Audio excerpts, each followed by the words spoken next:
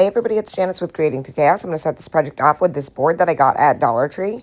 I'm going to take some antique wax and I'm going to stain the whole entire board, sides and the back. Once I have it all stained and it's all dry, I'm going to set that aside and I'm going to take this little palette from Dollar Tree and I'm going to stain this as well.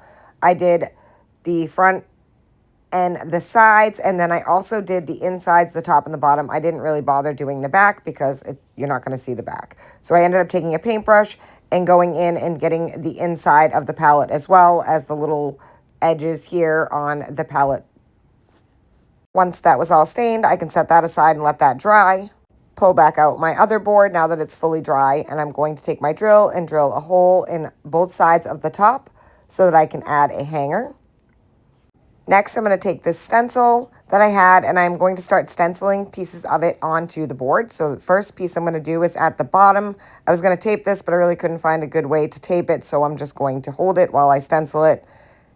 And this is just like a decorative border piece, so I'm just going to do the one part of this. So I'm just going to kind of take different parts of the stencil and use it on different parts of the board. So I'm going to get that all stenciled on, and then I'm going to use the top part of the stencil, and I'm going to stencil at the very top, this design here. And I ended up just taping that down there so that I didn't have to hold it so hard. And again, just using a very light amount of paint. Going through, and then I'm going to move that stencil. Once I have it all stenciled, I'm going to move it to another spot. Put this piece over here. I'm just going to use the same piece of tape over again. And then again, get that stenciled, move it and add to another piece. Stencil over here. Some of the stencil will be covered up, but you'll be able to see it through the palette once we put it on. I know I'm going to hear it from some people that like, why'd you stencil there? You're just going to cover it up. It's good to do all parts. You never know what you're going to be able to see. Next, I'm going to take that same stencil brush. It's just a sponge dauber, and I'm just going to kind of lightly white over the stain that we put on the palette. Next, I'm going to take some rusty wire and push that through on both sides.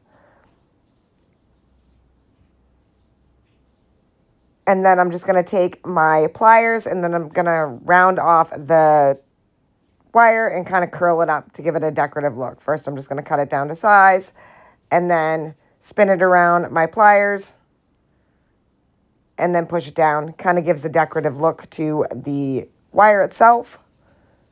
Again, just spinning and then pushing that down to make a hanger. Once I have the hanger on there, I'm going to take my palette. I'm going to glue that midway of the board, so right above that decorative piece that I did at the bottom. Glue that into place, and then I'm going to fill it with some greenery that I got at Hobby Lobby. I'm just making sure that's fully stuck.